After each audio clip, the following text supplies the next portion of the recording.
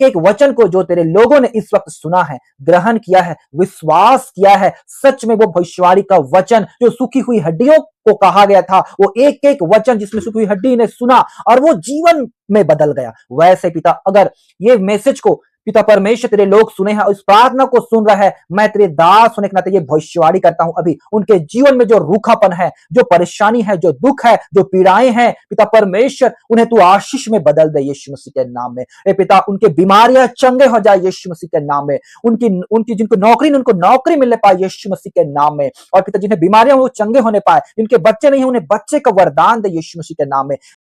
Praise the Lord. प्रियो, आज का एक इंपॉर्टेंट टॉपिक है जो हर इंसान चाहता है कि मेरे जीवन में कुछ अलग हो, मेरे जीवन में कुछ अद्भुत काम हो, मेरे जीवन में कुछ बदलाव हो, और वो है मेरे प्रियो दुख को सुख में बदलने वाली भविष्यवाणी। हम चाहते हैं कि हमारे जीवन में कुछ ऐसा चमत्कार हो कि हमारा जीवन हम जैसा चाहें वैसा हो जाए, लेकिन ये पॉसिबल नहीं हो सकता। परंतु परमेश्वर के वचन में एक आशा है प्रियो, वो परमेश्वर का वचन है। आइए हम उस वचन को देखें, फिर हम आगे परमेश्वर के वचन के द्वारा हम उसको सीखेंगे, और अंत में मैं आपके लिए भविष्यवाणी के तौर पे एक प्रेयर करूंगा, उसके द्वारा प्रभु आपके जीवन को अद्भुत रीति से बदलेगा। आमीन। तो आइए हम वचन को निकाले। यहेजकेल की किताब 37 अध्याय उसके 1 से 6 पढ़ते हैं। यहोवा की शक्ति मुझ पर हुई और वह मुझ में अपना आत्मा समवा कर बाहर ले गया और मुझे तराई के बीच खड़ा कर दिया। वह तराई हड्डियों से भरी हुई थी। तब उसने मुझे उनके चारों ओर घुमाया और तराई की तह पर बहुत सी हड्डियां थी और वे बहुत सूखी थी। तब उसने मुझसे पूछा, हे मनुष्य के संतान, क्या ये हड्डियां जी सकती है? मैंने कहा, हे परमेश्वर यहोवा, तू ही जानता है। तब उसने मुझसे कहा, इन हड्डियों से भविष्यवाणी करके कह, हे सूखी हड्डियों, यहोवा का वचन सुनो।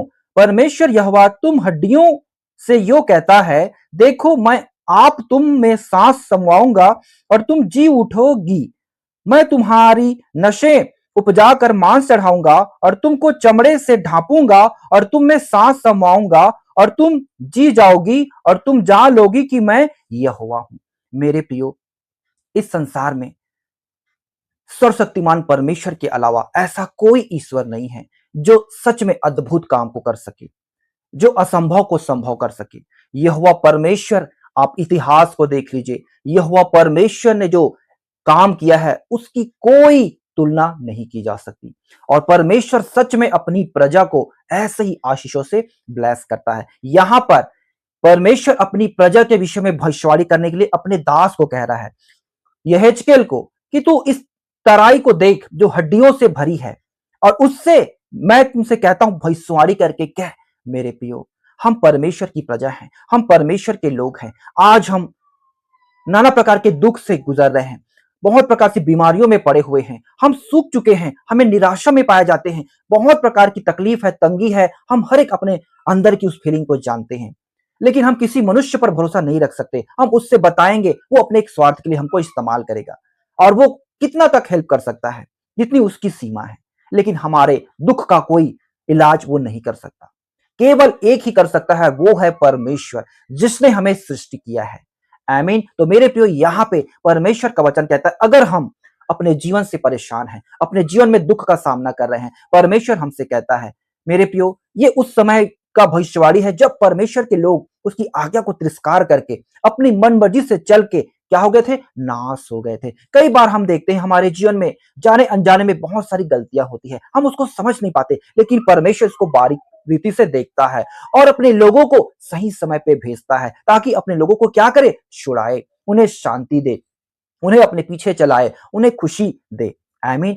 कई बार जब जब भविष्यवक्ताएं आते थे भविष्यवाणी करने, उसके पीछे कोई कारण होता था। हमेशा जब प्रजा, इतिहास आप देख लीजिए, इस्राएली लोग जब भी पाप करके मुकर जाते थे तब उन पर सजा आती थी। उसके बाद फिर परमेश्वर उन पर दया करता था और अपने लोगों को भेजकर उन लोगों को फिर से अपने राह पे चलाता था, आनंद के मार्ग पे। आमीन। तो यहाँ पे मेरे प्रियो, कैसे परमेश्वर अपने उस दास को भेजकर उनके जीवन में अद्भुत काम करता है, आइए हम उसको देखते हैं। 7 से 10 इसी का, यहेजकेल 37 उसके 7 से 10। इस आज्ञा के अनुसार मैं भविष्यवाणी करने लगा, और मैं भविष्यवाणी कर ही रहा था कि एक आहट आई और भूडोल हुआ, और वे हड्डियां इकट्ठी होकर हड्डी से हड्डी जुड़ गई, मैं देखता रहा कि उनमें नशे उत्पन्न हुई और मांस चढ़ा और वे ऊपर चमड़े से ढप गई, परंतु उनमें सांस कुछ न थी। तब उसने मुझसे कहा, हे मनुष्य के संतान, सांस से भविष्यवाणी कर और सांस से भविष्यवाणी करके कह, हे सांस, परमेश्वर यहोवा यो कहता है, चारों दिशाओं से आकर इन घात किए हुओं में समा जा कि ये जी उठे। उसकी इस आज्ञा के अनुसार मैंने भविष्यवाणी की, तब सांस उनमें से आ गई और वे जीकर अपने अपने पांवों के बल खड़े हो गए और एक बहुत बड़ी सेना हो गई। मेरे प्रियो, सच में परमेश्वर कैसे एक सूखी हुई हड्डी की तराई से कहता है, जहां उनकी हड्डी एक एक जोड़ से अलग थे, मतलब एक एक हड्डी अलग अलग थे, उसको परमेश्वर का अपनी ओर से कहता है उस दास को कहने के लिए, और वो कहता है बस उसके बाद कैसे हड्डी एक साथ आती है और आपस में जुड़कर एक उसमें वो खड़ा हो जाता है। उसके बाद परमेश्वर उसको कहता है कि उसमें उसमें सांस उसमें सांस भी फूक, तो आप सांस भी आकर उसमें समा जाती है और एक जीवित प्राणी बन जाती है, जैसे अदन की वाटिका में हुआ था, सेम घटना। आमीन। वैसे मेरे प्रियो, हमारे आत्मिक जन्म हम कितने लोग मरे हुए हैं, हमारी आत्मिक जीवन में कितने लोग परेशान हैं, दुख में हैं, विपत्ति में पड़े हैं। आज परमेश्वर का वचन कहता है, अगर तुम परमेश्वर को सुनोगे तो जियोगे, परमेश्वर के वचन को अपने जीवन में लाओगे, तुम में जीवन होगा।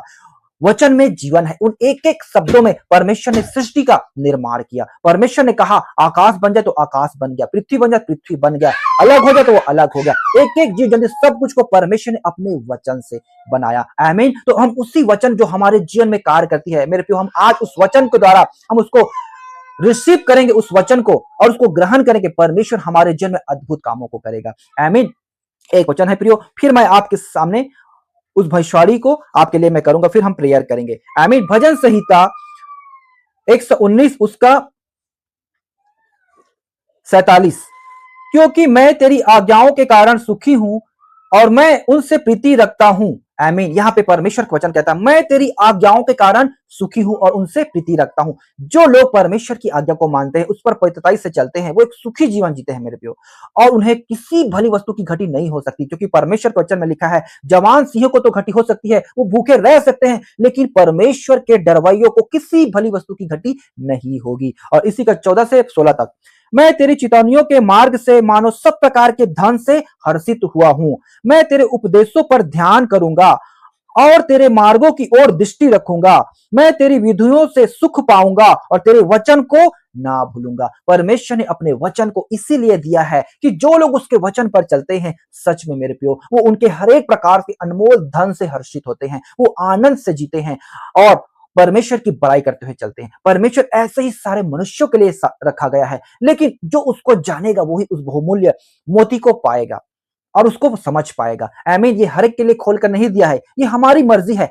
सबके सामने सुसमाचार सुनाया जाता है, जो उसको ग्रहण करना चाहे, जो उसको रिसीव करना चाहे, उसके लिए परमेश्वर अद्भुत कामों को करता है। तो यहां पर हमने देखा कि परमेश्वर कैसे अपने दास को उस सूखी हुई हड्डी के तराई से कहता है, भविष्यवाणी करके कह कि इसमें जीवन आ जाए। आइए प्रियो, मैं आपके लिए आज प्रार्थना करने वाला हूं, आप इस प्रार्थना को रिसीव करना और आप भी साथ ही साथ प्रार्थना करना। आइए हम भविष्यवाणी की वचन के लिए साथ प्रार्थना करते हैं। ओ सेनाओं के राजा परमेश्वर पिता, ओ जीवित खुदावन राजा, तेरा धन्यवाद करते हैं प्रभु जी, आज के इस दिन के लिए पिता परमेश्वर। आज मैं तुझसे विनती और प्रार्थना करता हूं पिता, जो आपने इस मैसेज के द्वारा, इस वचन के द्वारा पिता आज अपने लोगों से तूने बातें किया प्रभु, होने दे एक एक वचन को जो तेरे लोगों ने इस वक्त सुना है, ग्रहण किया है, विश्वास किया है, सच में वो भविष्यवाणी का वचन जो सूखी हुई हड्डियों को कहा गया था, वो एक एक वचन जिसमें सूखी हुई हड्डी ने सुना और वो जीवन में बदल गया। वैसे पिता, अगर ये मैसेज को पिता परमेश्वर तेरे लोग सुने हैं और इस प्रार्थना को सुन रहा है, मैं तेरे दास होने के नाते ये भविष्यवाणी करता हूं, अभी उनके जीवन में जो रूखापन है, जो परेशानी है, जो दुख है, जो पीड़ाएं हैं, पिता परमेश्वर उन्हें तू आशीष में बदल दे यीशु मसीह के नाम में। ए पिता, उनके बीमारियां चंगे हो जाए यीशु मसीह के नाम में, उनकी जिनको नौकरी, उनको नौकरी मिलने पाए यीशु मसीह के नाम में। और पिता, जिन्हें बीमारियां वो चंगे होने पाए, जिनके बच्चे नहीं है उन्हें बच्चे का वरदान दे यीशु मसीह के नाम में, जिनका जीवन साथी नहीं है उन्हें जीवन साथी दे यीशु मसीह के नाम में। जिन्हें कैंसर, उनको कैंसर की बीमारी से आजाद कर यीशु मसीह के नाम में। जिन्हें पैरालाइज है उन्हें चलने के लिए बल और ताकत दे यीशु मसीह के नाम में। हे पिता परमेश्वर, तू असंभव को संभव करने वाला परमेश्वर, तेरे वचन में जीवन है। जिसने यीशु को पाया उसने जीवन को पाया। तेरे वचन के पीछे जो चलते हैं पिता, सच में वो आनंदित है। तेरे दाहिने हाथ में सुख सर्वदा बना रहता है। हे पिता परमेश्वर, हम तुझ पर विश्वास करते हैं प्रभु। इस तेरे भविष्यवाणी के वचन को रिसीव करते हैं पिता परमेश्वर। तेरे एक एक वचन हमारे हृदय के पट्टे पे लिखाने पाए और पिता लोगों के जीवन में आशीष का कारण ठहरने पाए। हे पिता परमेश्वर, मैं प्रार्थना करता हूं इस वक्त जितने लोग अपने मुंह को खोलकर तेरी महिमा कर रहे, तेरी आराधना कर रहे, तो इस वक्त उन्हें देख रहा है पिता परमेश्वर। तू उनकी होठों से इस रूपी बलिदान को सुन रहा है और उन्हें तू उत्तर दे दिया है यीशु मसीह के नाम में। उन हर एक भाई बहनों को तू ब्लेस कर, उन्हें छू, उन्हें शंगा कर, उन्हें सामर्थ से भर दे। असंभव को संभव करने वाला परमेश्वर, तुझ में वो जीवन पाए, तुझ में वो शांति पाए, तुझ में वो आशीष पाए, तुझ में वो भलाई करुणा को देखने पाए यीशु मसीह के नाम में। हर एक दुख, हर एक परेशानी, हर एक विपत्ति उनके जीवन से, उनके घराने से, उनके परिवार से दूर हो जाए यीशु मसीह के नाम में। मैं तेरे दास होने के नाते पिता परमेश्वर, मैं आशीष की घोषणा करता हूं। उनके चारों ओर सरदूतों की बाड़ा को बांधता हूं पिता, और उन्हें सरदूतों की शानी को दे। यीशु मसीह के नाम में ये दुआ को मांगता हूं। आमीन, आमीन, आमीन। परमेश्वर इस वचन के द्वारा, इस प्रार्थना के द्वारा आप सबको बहुत से आशीष देवे। आमीन।